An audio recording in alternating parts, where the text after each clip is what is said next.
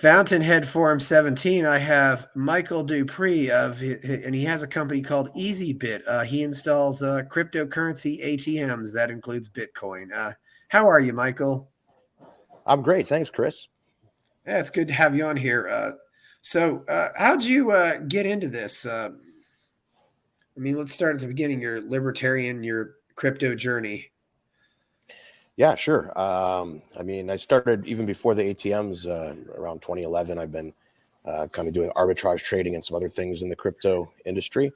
And in 2013, I bought one of the first Bitcoin ATMs that was produced by BitAccess, a Canadian company who I no longer work with. But yeah, so we bought an ATM, and at that point, it was just kind of a fun little hobby. And we launched that over in Amsterdam in the beginning of 2014.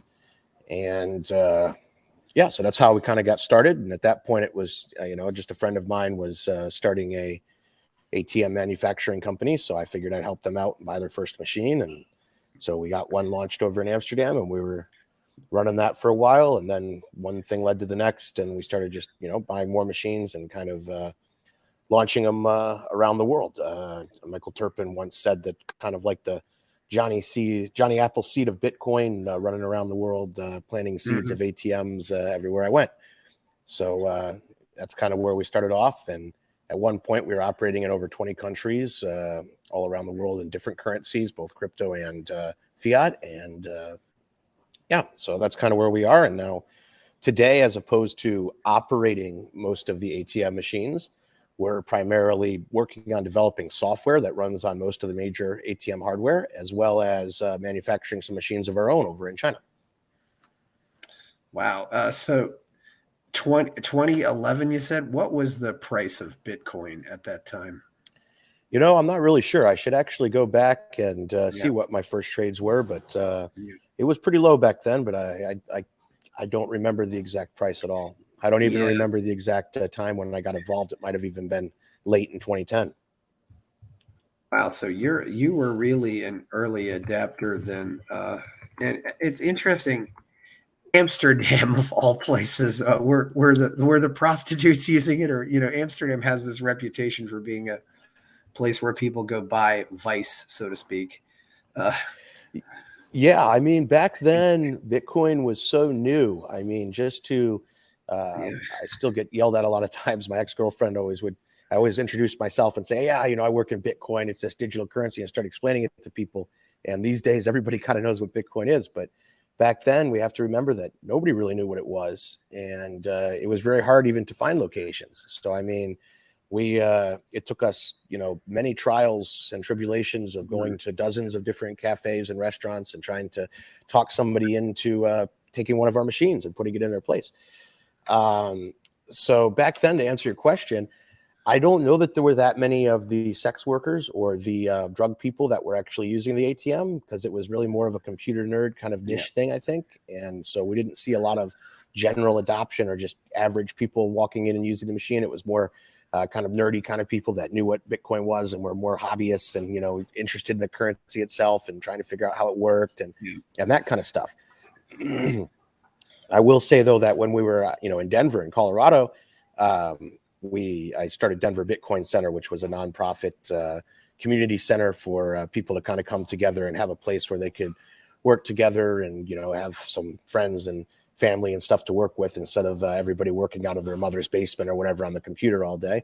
So in Denver, we had an ATM, and I will say that we had a lot of the girls. When Backpage is a website that allows you to list your escort ads and stuff like this online, and they charge an anti-spam feature to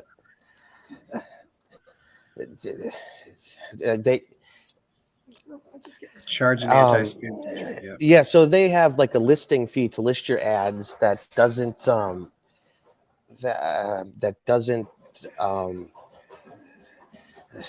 sorry, just a second, I'm sorry. Yeah, okay. Sorry, they have a thing that's an anti-spam kind of mechanism to prevent people from just listing frivolous ads and such.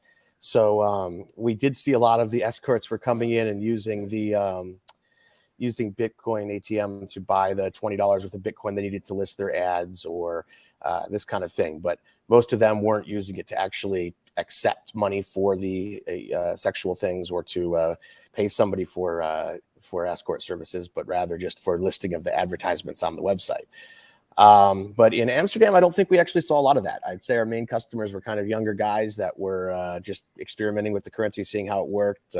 We'd hold some meetups at the restaurant where we had the ATM and just kind of try to educate the community in general and that kind of thing. Yeah, and I looked it up. The price range in 2011 was $1 to $30. I mean, it's obviously a lot less, but still there was the volatility. I mean, when you go from 1 to 30, have a range of $1 to $30. But well, when I first bought my first Bitcoins, it was below $10, so it must have been a little earlier than 2011 then. But I don't know the exact date or anything. And you mentioned 2014. 2014 really was the first bad year for Bitcoin, is it right? I mean, that's when the big crash was. I think it was actually right when we were launching our machine. I think it went from 1,000 down to around 200 or 300, if I remember correctly. Yeah, but I mean, if we're now looking at 14, 18, 22 were all bad years. Oh, by the way, this is not financial advice. This is not financial advice. But anyway, okay. So yeah, but we're looking at the history here. So that I don't know how true the 4-year cycles will prove, but it seems to be a pattern so far. If you are looking to I'm not one the very I'm not one to try to time the markets myself. I'm pretty bad at that. So I in general am more of a holder and more of somebody involved in the services around the Bitcoin, but I'm not much of a trader myself. I always prove myself wrong when I try to time the markets. Yeah. That raises a question. If you knew, if let's say got a high school kid or something who wants to get into crypto and do some work, maybe do programming or do something like that, what would you tell that kid or tell anybody who wants to try to get work in crypto, doing some work under the hood, so to speak? I mean, it's free and open source, so it's very easy to start learning how to develop things and how to be involved in the architecture and such of cryptocurrencies. So, I mean, I just encourage people to download the actual Bitcoin client or whatever crypto you're going to try out and kind of see how it works and learn about it. And, you don't need to start by buying a bunch of Bitcoin or by buying miners or this kind of thing, but rather just by playing around and seeing how it works. And, you don't even need to invest any money. You can initially just start even by playing with testnet coins and that kind of thing. Just discovering how the technology works and this kind of thing.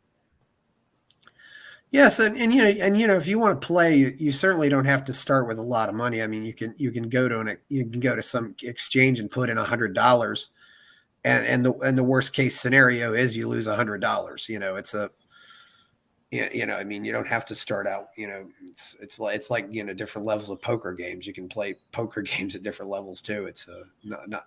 So that's what I tell people: just go start with something small and learn how to do the transactions. I mean, what languages are usually used though in crypto? I know there's Solidity for Ethereum, but I mean, I hear what languages are in your software, for example?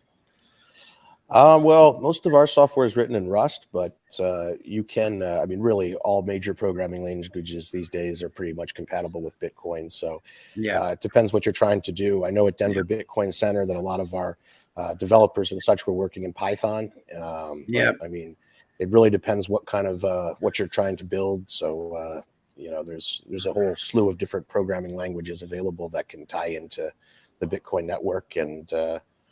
And yeah, like you said, you don't really need a lot of money to play with it. In fact, you can even, download the client and put it in a testnet mode and get some free testnet Bitcoins and execute some transactions and figure out how to create private wallets and figure out how the public private key infrastructure works and how to secure your things and that kind of stuff. So there's no barrier to entry financially to start playing with Bitcoin and digging into it. Yeah, definitely not. It's certainly interesting. Yeah. So you're also very much a world traveler. You started in the Netherlands and you're coming to me from Mexico right now. How many countries have you been to over the years? I'm not sure, but probably over 100. I've been traveling even before Bitcoin. I was a very frequent flyer and avid traveler for a long time.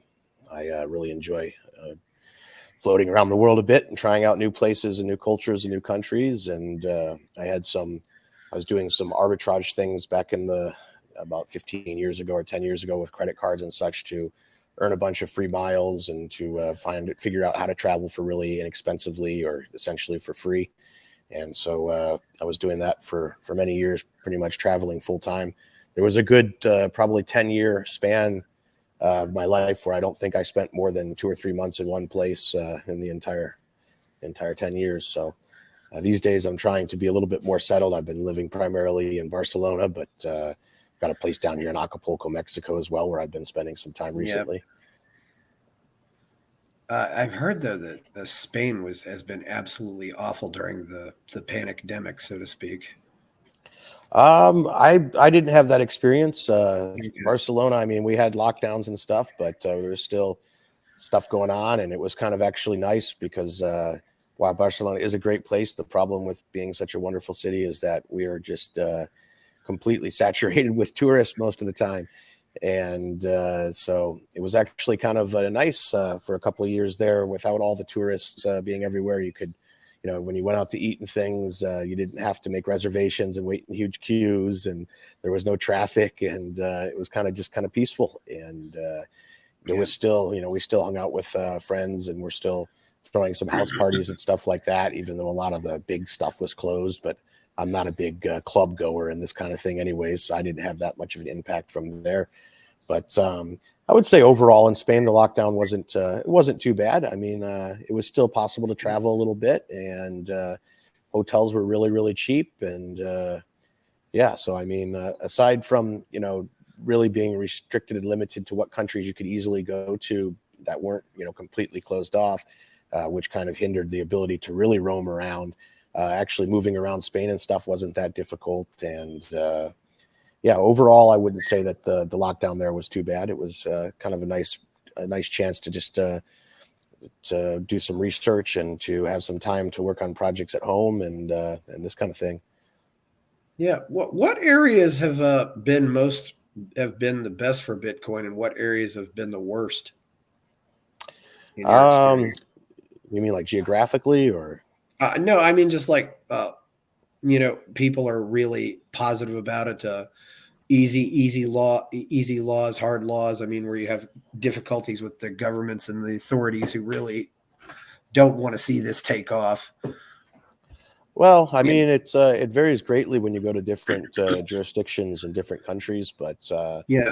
one of the most difficult countries to operate in, obviously, is the United States, just because we have 50 different states, all of which have different laws pertaining to anti-money laundering and money transmission and this kind of thing. So, in the early days, one of the reasons that we did start our first ATM in Amsterdam was because when we met with the lawyers in Holland to discuss the legalities and restrictions and regulations pertaining to what we were and were not allowed to do and what reporting we would have to do and such was a lot more lenient than it was in the United States.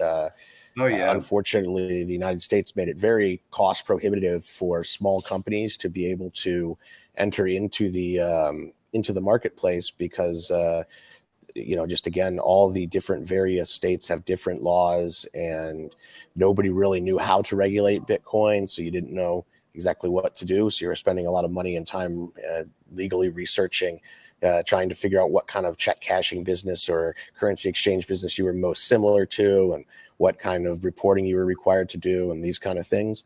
So in general, I'd say the United States was one of more difficult markets to enter.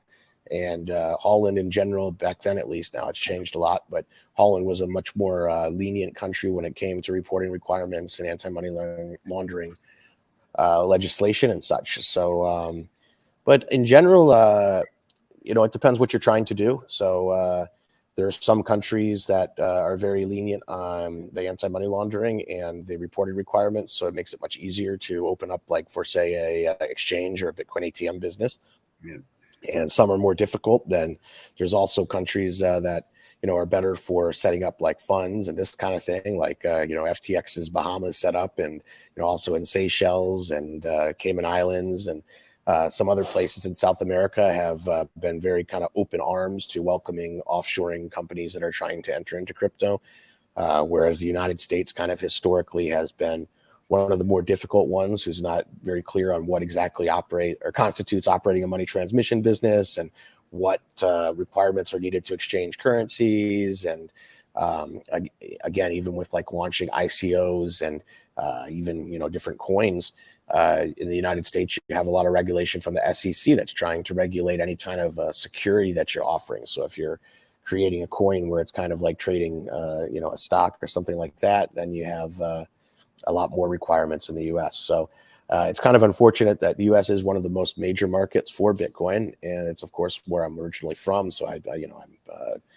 would love to do more in the United States, especially in the early days, but I feel that it kind of pushes away a lot of the innovation and a lot of the smaller players from being able to be involved over there.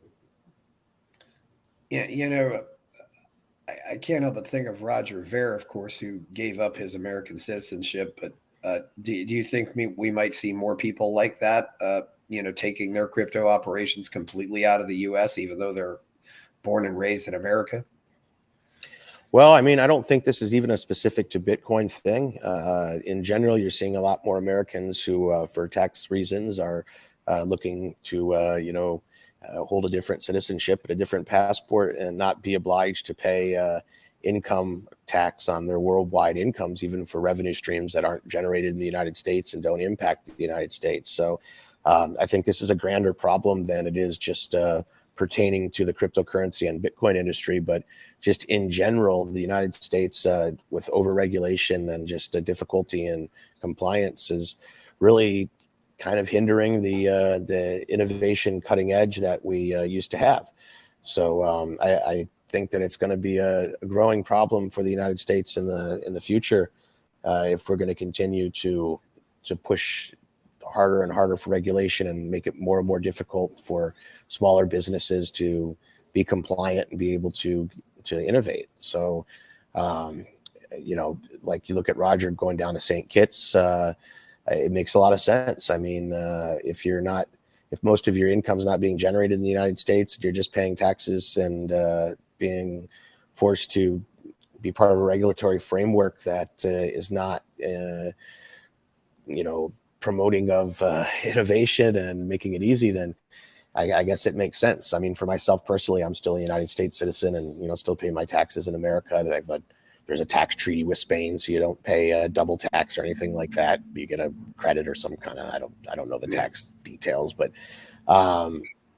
it is an issue, but I think it's going to be a grander issue than just pertaining to Bitcoin. So I think we'll see over the next few years how it goes, and if the United States tries to become a more globally attractive place to incorporate and to run businesses out of. Hopefully they do.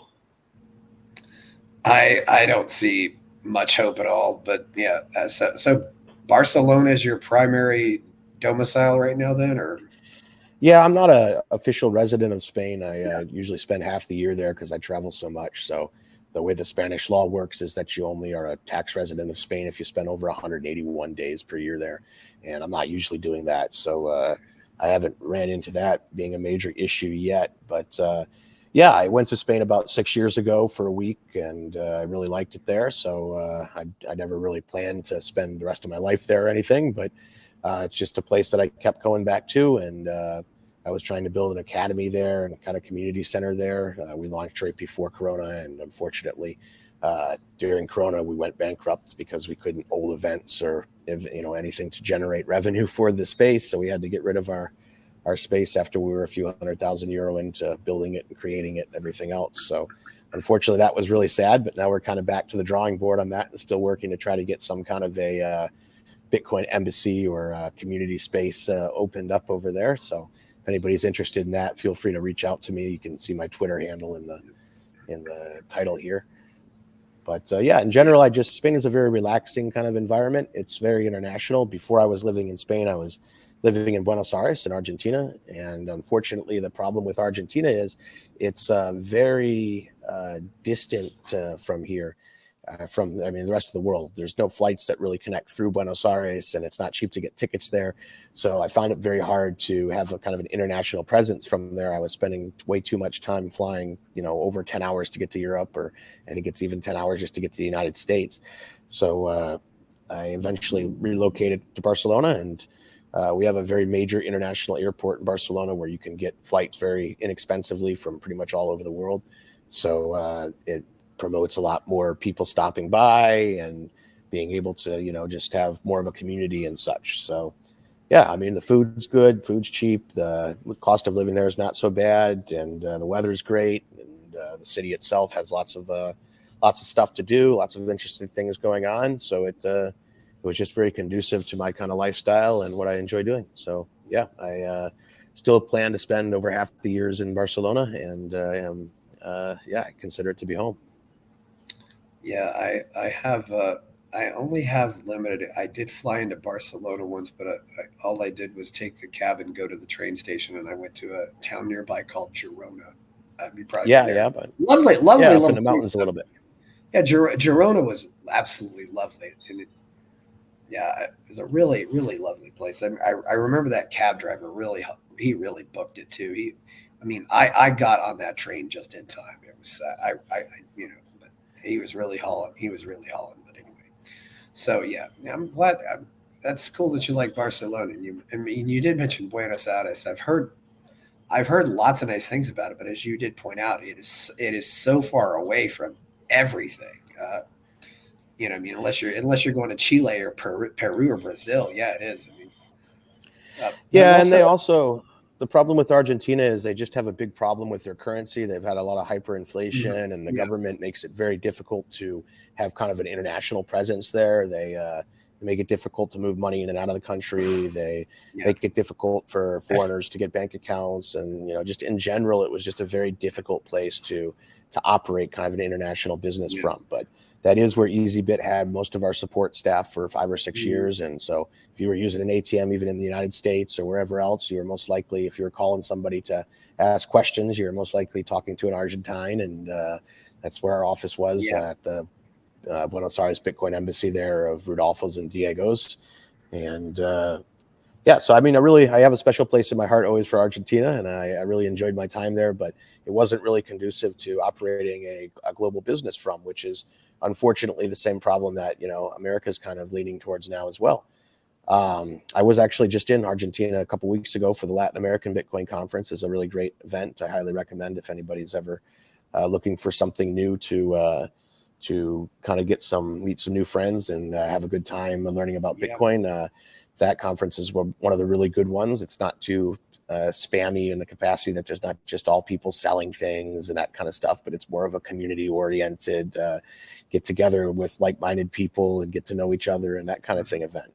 And which leads a little bit to your earlier question about how to get involved in Bitcoin. The other thing I highly encourage, I'm a big community aspect kind of person when it comes to Bitcoin, because like I said, when I first was starting, I found that me and a lot of the other people that were working in Bitcoin were, we either had our own place or we were working out of our parents' basements or whatever else. And there was not really a big social aspect to it. So I really highly recommend that people, pretty much all over the world now, if you look on meetup.com, or you can find local events where, community meetups that are weekly or monthly and this kind of thing. And if you yeah, look on like CoinDesk and some other websites have a list of all the conferences, there's conferences now for Bitcoin in almost every country in the world. So if you're interested in figuring out how things work and meeting some other like-minded people that are interested in cryptocurrency and this kind of thing, I highly recommend going to some of these events and just checking them out and becoming part of the community. There's still lots of space for lots of people. That's not don't feel like it's never too late. The best time to, people always ask, am I too late? Did I miss it? This or that. If you're not already in Bitcoin, the best time to get started is now, because it's never going to get any sooner than today. So I think there's still plenty of opportunity out there. There's still plenty of growth potential left. The way I used to analyze it or analogize it is that it's kind of like, here we are at the beginning of a giant, we're standing in front of a giant orchard full of apple trees, and here we are, we've got the first tree and we're harvesting some apples off of it. And some people have started harvesting apples off the second tree, but there's no reason for people to push each other out of the way or fight over apples. There's still a whole orchard of trees out there full of apples that are ripe for the plucking and ready to go. So there's still plenty of potential left, and the best time to get involved if you're not already is as soon as possible. So don't wait for tomorrow. Don't wait and see if it's gonna if it's gonna go away or if it's not gonna work out, because in general, I think that at this point, cryptocurrency in general and Bitcoin especially, we've proven that it's not going anywhere in the near future, at least, and it's only going to become bigger and bigger as adoption increases, and we find more ways to integrate it into everyday life and normal society.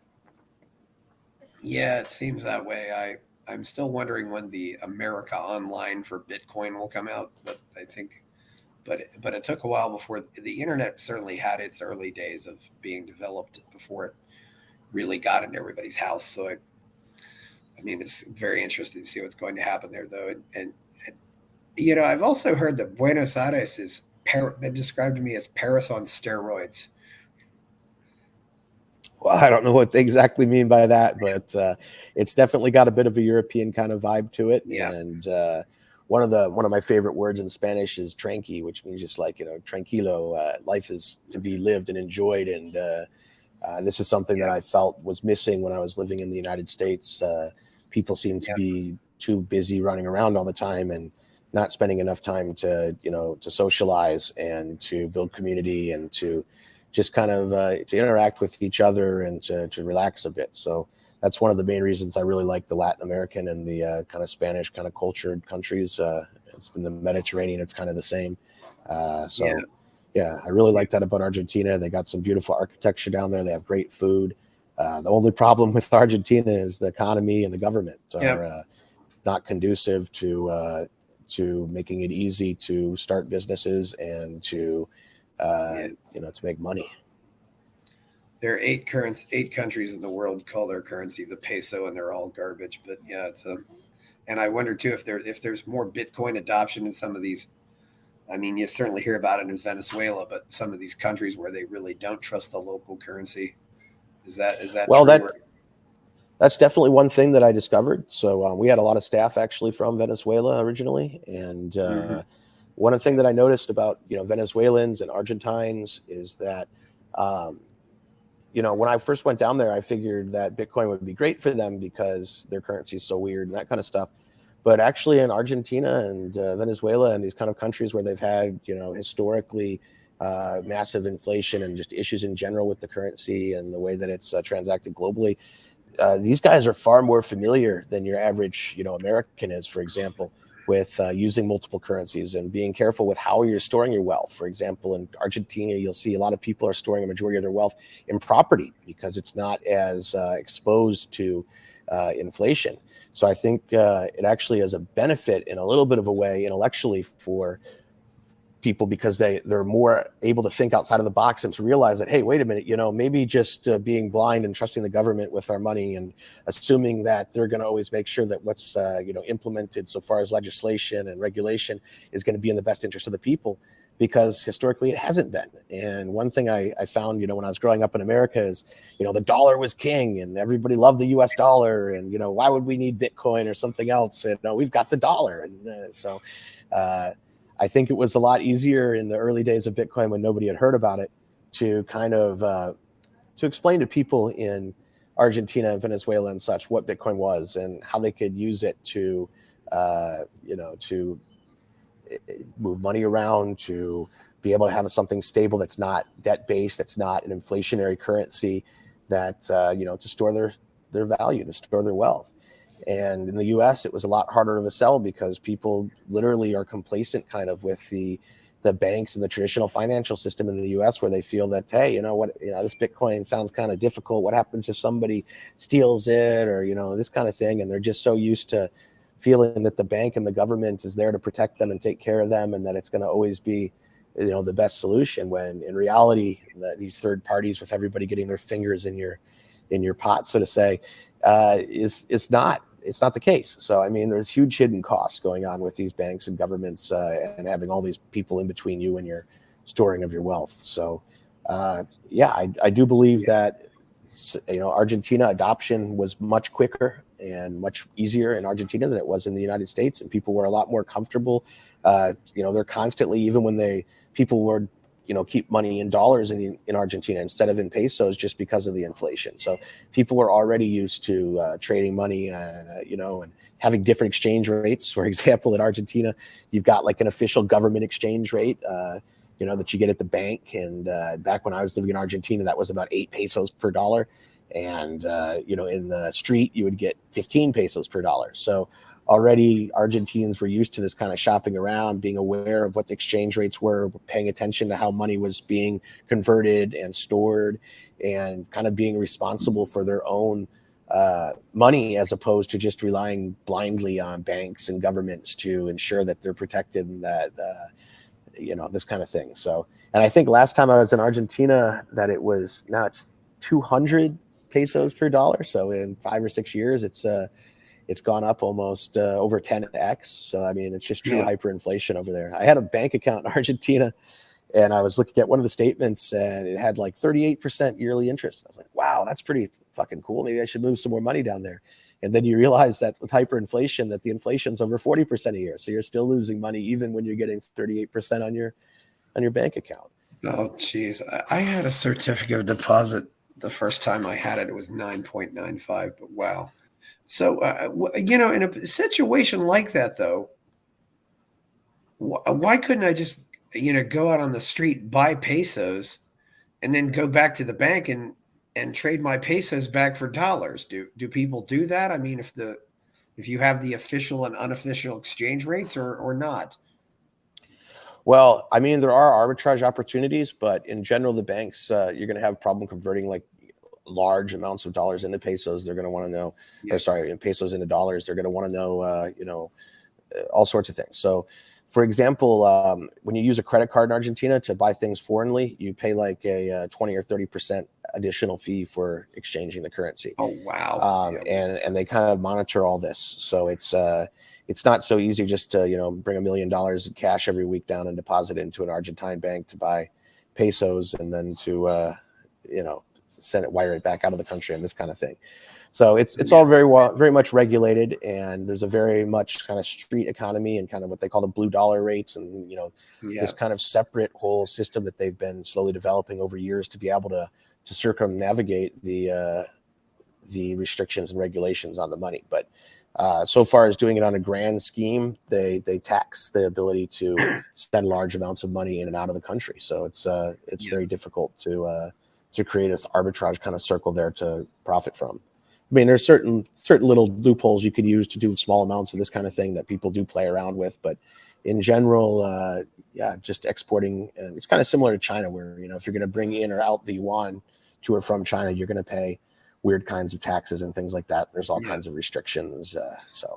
Well, I'm just saying I could take $100 American, you said fit, and go get, say 1,500 pesos, and then I could go back to the bank where you said it would be 8, and then I'd get a better deal. So I'd almost double my dollars that way.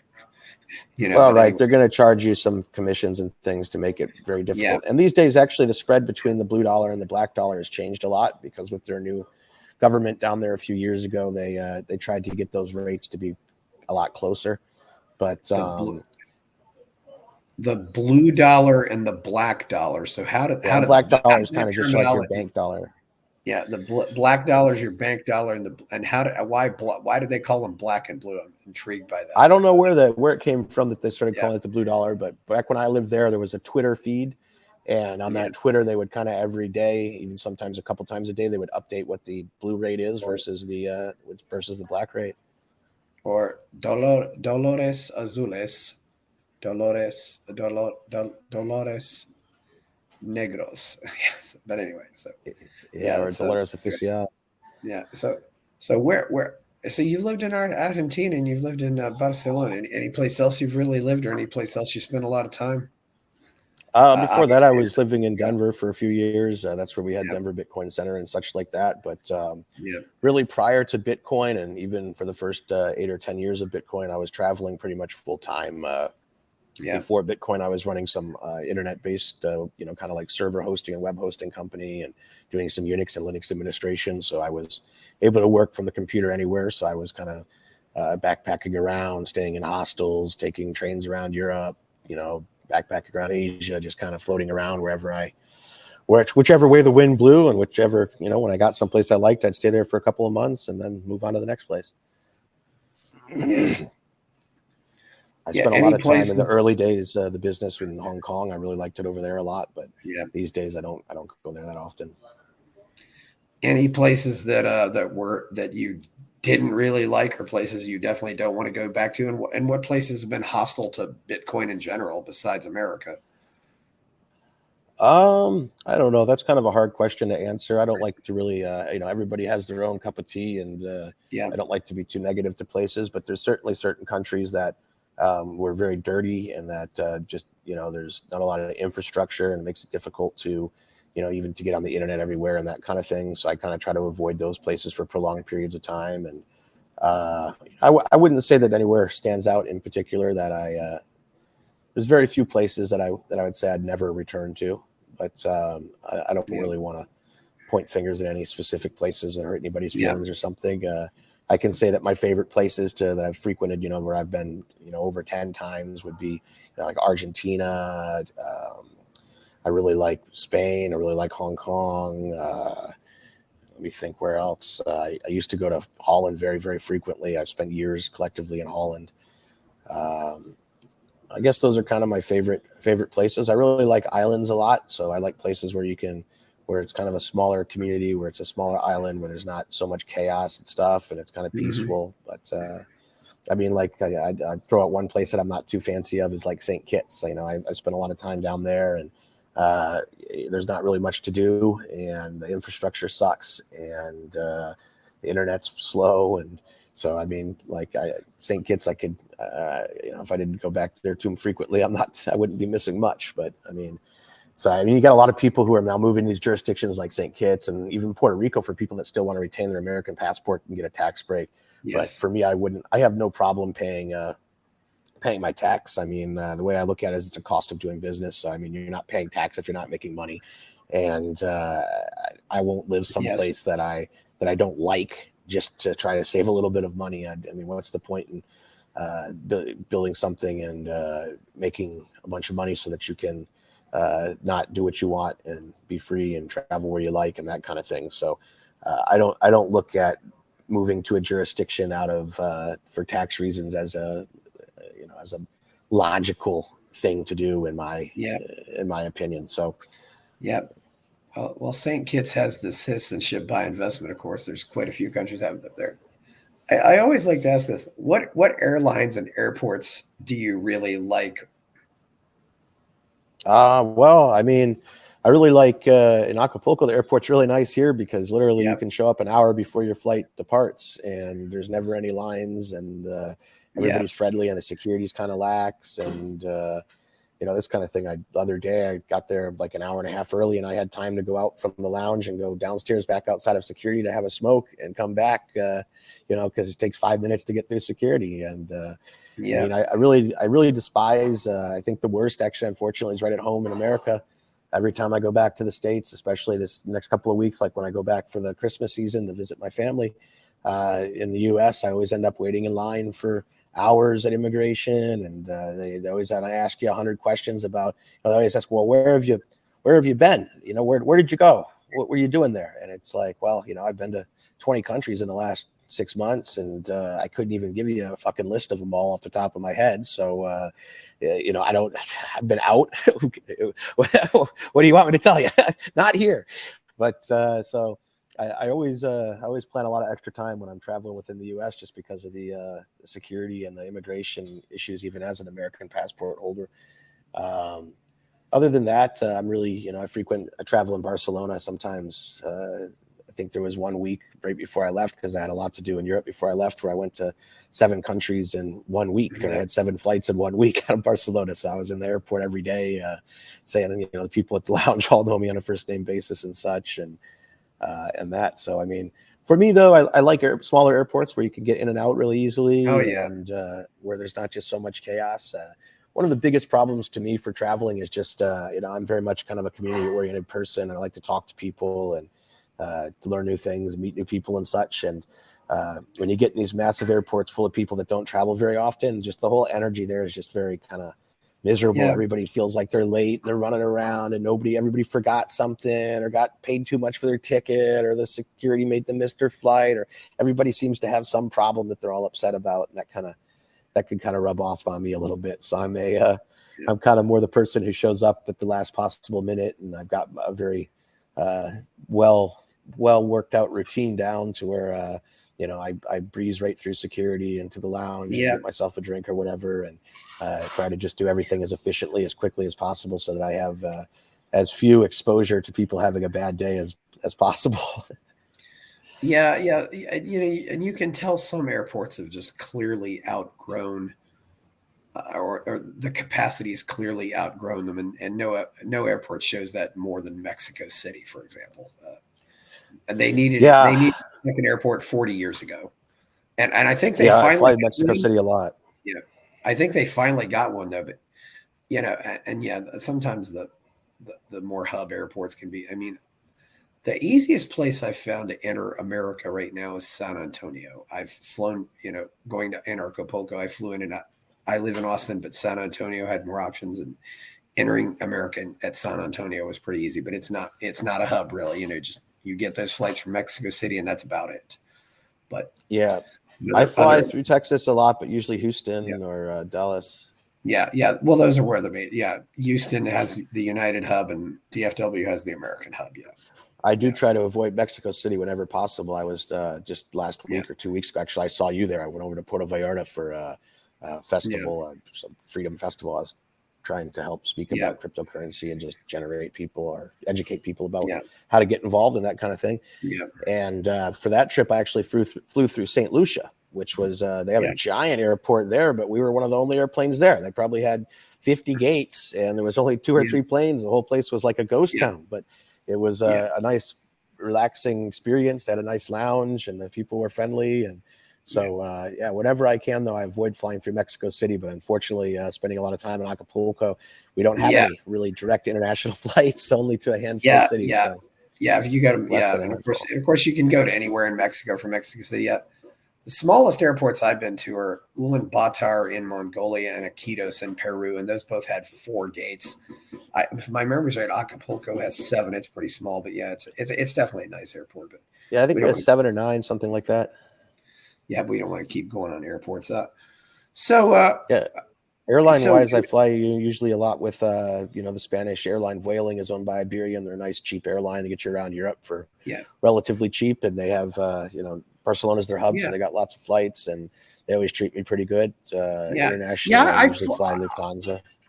Yeah, I flew in Vueling. When I went to Barcelona. I flew from Munich to Barcelona. That was one time I flew them. Yeah, I've taken that flight quite a few times. Yeah, and Munich certainly an interesting place. So getting back to crypto, what do you make of the whole Sam Bankman-Fried and FTX stuff going on right now? I've been talking about this a lot lately, but I think that it's kind of important. Drives home the one of the key principles of Bitcoin, which is, of course, that it's a decentralized, stateless currency where you're responsible for your own money and you're not supposed to be trusting third parties and this kind of thing.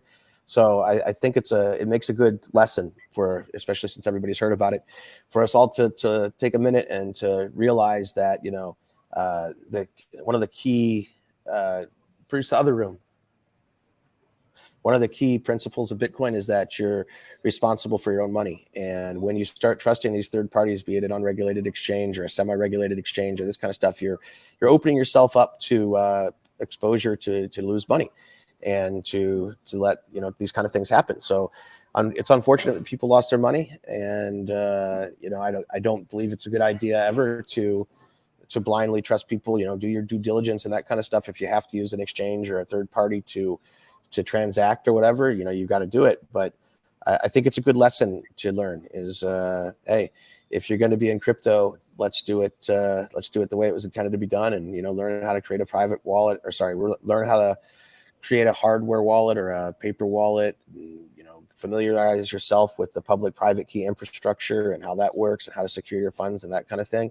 And don't rely on these third parties. And, with FTX, it's kind of interesting because you would think that these people, I can understand sometimes, people that are been in the traditional financial system so long, and they make a little mistake and they lose some Bitcoin, or they forget their password or their encryption key or whatever. Kind of understand that. But with the FTX thing, you saw all these crypto firms that lost a lot of money that were investing in and or trading in things on FTX. They should have known better. So it's kind of hard to feel sorry for other large Bitcoin companies that were involved in FTX.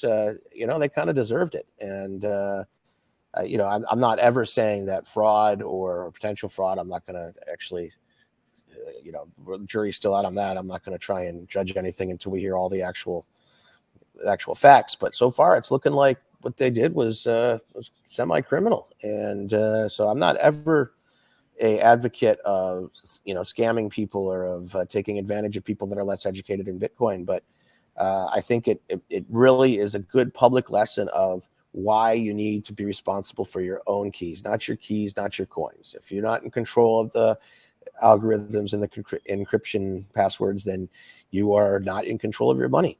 So I hope that a lot of people learn an important lesson, which is that, hey, do your due diligence and be careful out there, because when you're responsible for your own money, it's it's a double-edged sword.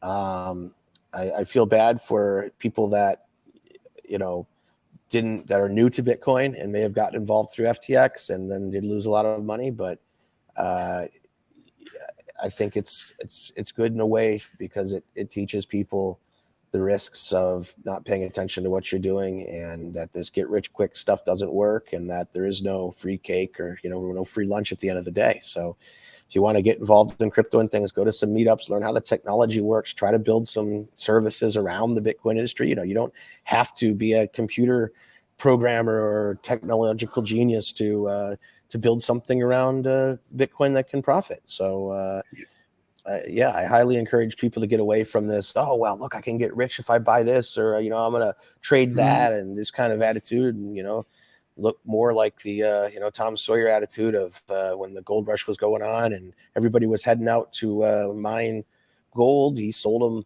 picks and shovels on their way out, and then they all couldn't find the gold, and they lost all their hard earnings that they spent going out there to get rich, and he bought the picks and shovels back from them on their way out. So I kind of encourage this kind of attitude as well, which is whatever it is you're good at, see how you can't integrate Bitcoin and crypto into that, versus just trying to get into trading or timing markets or playing these dangerous zero-sum games. Because you got to remember, for every dollar that somebody makes trading Bitcoin, somebody loses $1. So if it's very dangerous if you think you're smarter than the millions of people that are also you're trading against. So I highly caution people against all this trading and about trying to double their money and this kind of stuff real quickly. Find ways to long-term invest.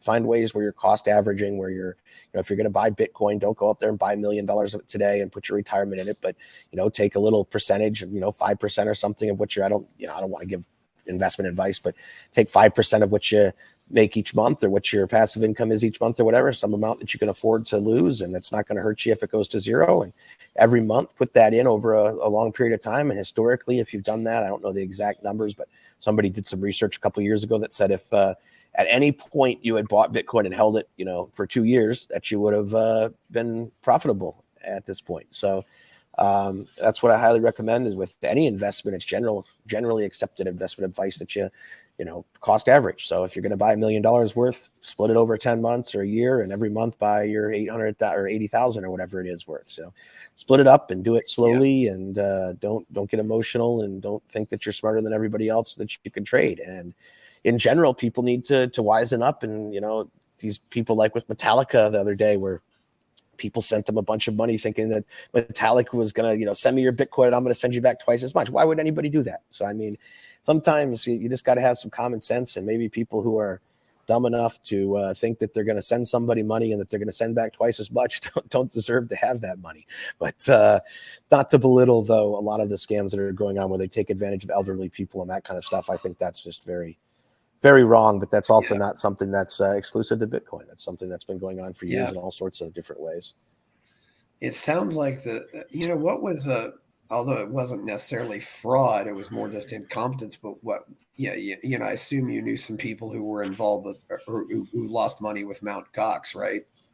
I mean, because Yeah, you've been I around. mean, I lost money with Mt. Gox as well. Well, hopefully, I'd like to say it's the best long-term storage, cold storage I've ever had, because you can't accidentally withdraw your funds. But we'll see if we get Yeah. anything back. Hopefully, they're still trying to maybe in January we might see the first tranche of some payments back from Mt. Gox. But Yeah, um, I hope you do get your mount. Yeah, that was of course huge at the time. I think what it was, and of course that Bitcoin coming back on the market, it sounds like it's going to be a large percentage of all the Bitcoin that's out there that was basically well, they're doing removed it. from the market for I think what 9 years now. The Yeah, something hack of like Mount that. Gox. It was in Yes. December of 2014. So a lot Yeah. of the a lot. So they sold like half the Bitcoin. Don't quote me exactly on the numbers here, but the bankruptcy trustees have sold like half the Bitcoin over the last couple of years, and they were able to sell that at a huge profit from where it was when the crash happened. Um, a lot of it's already been liquidated, and they gave options to creditors such as myself where you could choose either to get repaid in Bitcoin or in fiat. And of course, I chose Bitcoin because I do feel that once they start giving back all these Bitcoins and once they sell a bunch of stuff to send out fiat, that it might have an impact on the market. But I don't think you have to remember that Bitcoin is a very global market and there's a lot of external forces and such. So I think that the potential high sell pressure that's going to come around the time when they start releasing these coins, and they're doing it in tranches where they're going to do some in January, they're going to do some in a couple of years or a year or whatever. We don't know the exact timelines, but um, I'm hoping that it won't have that much of an impact on the market just because people are expecting it. It's known when it's going to happen, so it's kind of already built into the price. And again, they've already liquidated about half of it, so hopefully it won't have too much of a huge impact, but it definitely will have some. It's definitely going to be a significant amount of coins that are going to be moving around that have been locked up for a long time. Yes. Mount Gox, of course, is MTGOX, which actually started out as Magic the Gathering Online Exchange, but then somebody said, "Hey, let's do a crypto exchange," and I think it was Yeah, probably the only crypto exchange at the time. Uh, it was definitely the largest at the time and yeah, the most well known, and basically one of the only exchanges that had liquidity back in those days. But I think a lot of people learned an important lesson with that as well, which is that here we are again with a lot of people just trust. I bought my first Bitcoin through Mt. Gox, but here we are again trusting these third parties, and a lot of people were even just leaving their coins on there and storing them there. And this is just lessons that we've yeah, got to learn. And due diligence is a very important thing. I mean, before you put millions of dollars on an exchange, realize that it came from Magic the Gathering company and that it's not necessarily that regulated and that audited and that kind of thing. And you see the same thing with FTX. I mean, I understand that some of these older traditional financial system guys, like that Shark Tank guy and some other people, maybe they're a little bit more used to regulated markets and, they weren't really paying attention to what they're doing. But I think that it's an yeah, important lesson to learn. And hopefully you can learn through others' mistakes and not by making the same mistake yourself. But due diligence is crucial. And people should have, noticed that this young guy running an offshore exchange in a jurisdiction that's not heavily regulated and didn't really have the background or the and the transparency just wasn't really there.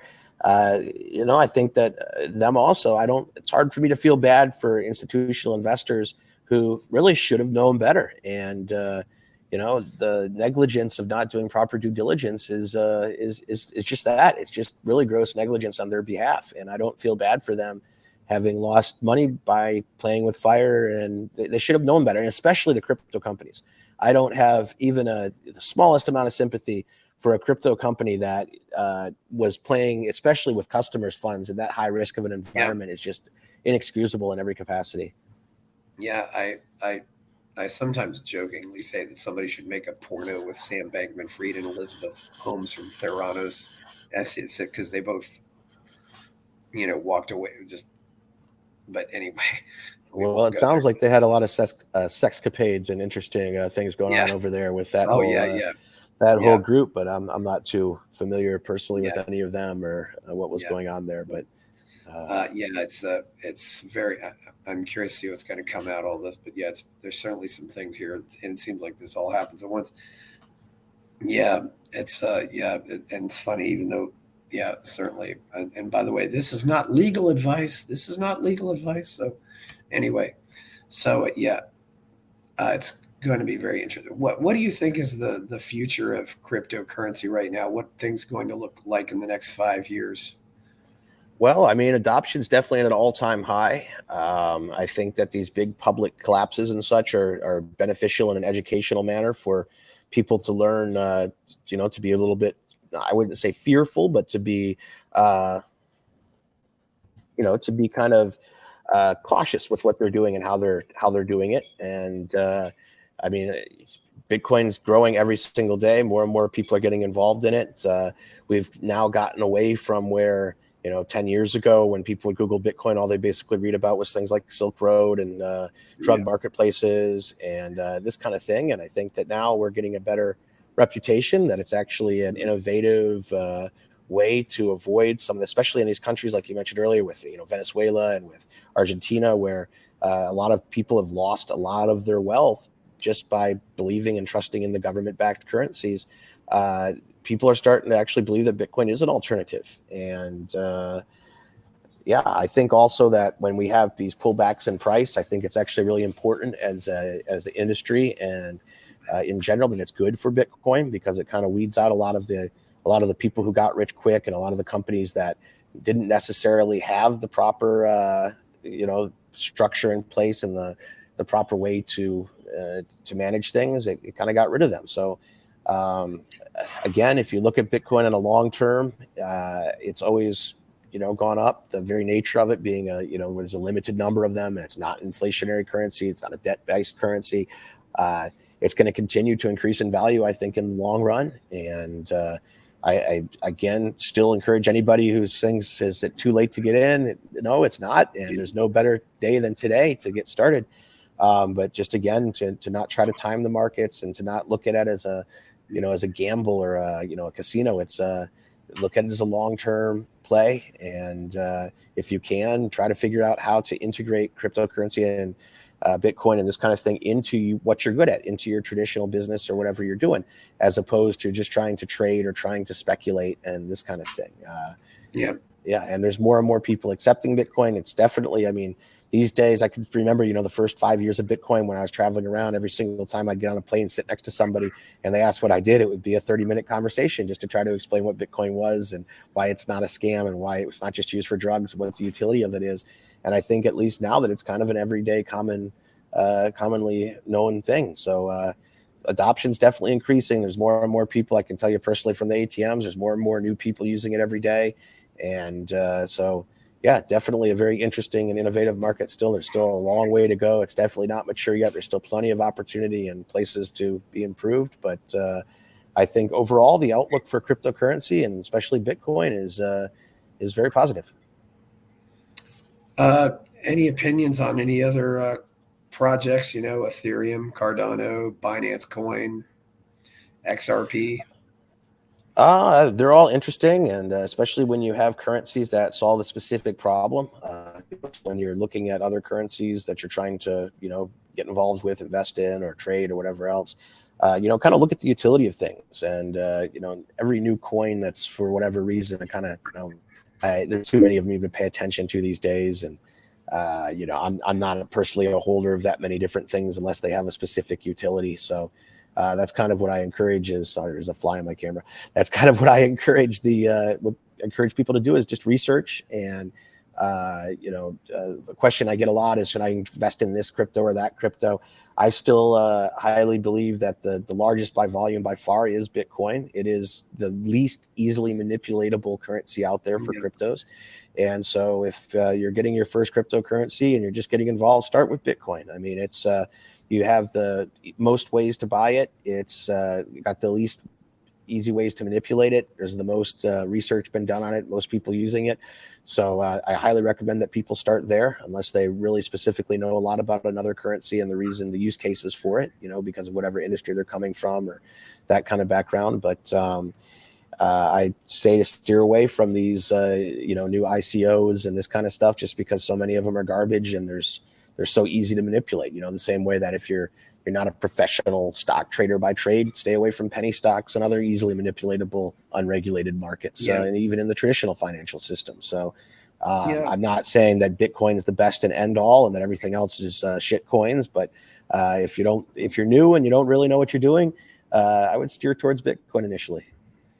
Yeah, and the same thing applies just to currencies. The dollar is the big currency that you can manipulate the American dollar, but it's a lot easier to manipulate the Argentine peso or the Colombian peso or the Peruvian sol. It's because they're just smaller Absolutely. currencies, and that's why they have a lot more volatility, and why some of them, why when times get bad, people actually go more towards things like the American dollar or maybe the euro because they find Yeah. them to be a little more trustworthy. Well, they're I know. certainly more stable. I don't know that I would go as far to say that they're more trustworthy. I mean, I guess Yeah.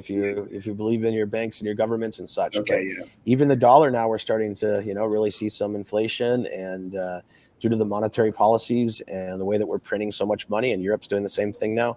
I don't really trust these as really long-term safe Yeah. methods of storing currency either. So, I would look at gold, look at property, look at Bitcoin, but I don't keep a lot of my money in U.S. dollars these days, and I certainly don't. The way the government's printing money and the way that financial and monetary policy is going, I really don't believe in the way it's working. So I would steer away from holding dollars or euros right now. Also, Yeah, I mean, maybe with Bitcoin, we'll finally, get to a world where we have, honest finance and honest capitalism, and we can finally put Karl Marx to bed or put him into the coffin and lock him up for good. Do you have anything else you want to say before we go? no, that's all. I mean, just lots of research. If you want to get involved, highly recommend going to some meetups, going to a conference, Yeah. checking things out. I mean, you don't need to go to these super expensive, huge conferences. They're kind of worthless, in my opinion, because it's too impersonal. There's too many people. You don't get a chance to actually meet people and to learn. Most of the stuff you learn about Bitcoin is kind of when you get a chance to either do research on your own or you get a small group of people together and you're working on a project and these kind of things. So the way to get involved is not to just blindly buy things and to gamble or risk things, but to just start to play with the technology and learn how it works. And you don't need to take a class on programming if you want to learn how to program. You can buy a book, you can just read for free online how to do it. You can just start by building something, start by learning how it works, and by toying around with it. And the real magic is in the technology, and it's all open source. You can read through exactly how the programs are working and see all the stuff that's under the hood. You don't have to just assume that some elected bureaucracy is going to regulate some for-profit third party that's going to manage your wealth for you. Yeah. Okay. Well, it's been good having you here then. So Yeah, thank you very absolutely. much. Anytime, Chris. Thanks for Yeah. inviting me. And it was great to see you at the Freedom Festival there in Puerto Vallarta a few weeks ago. And I look Yeah. forward to seeing you again soon. Maybe you'll be coming over for Anarchapulco. Yeah. Be sure to hit the like button and subscribe to the channel, please. And we're out here. So thank you very much, Michael. Let's have a good day. Bye. Absolutely. Anytime. And have a good one, Chris. Yeah, thank you. Bye bye.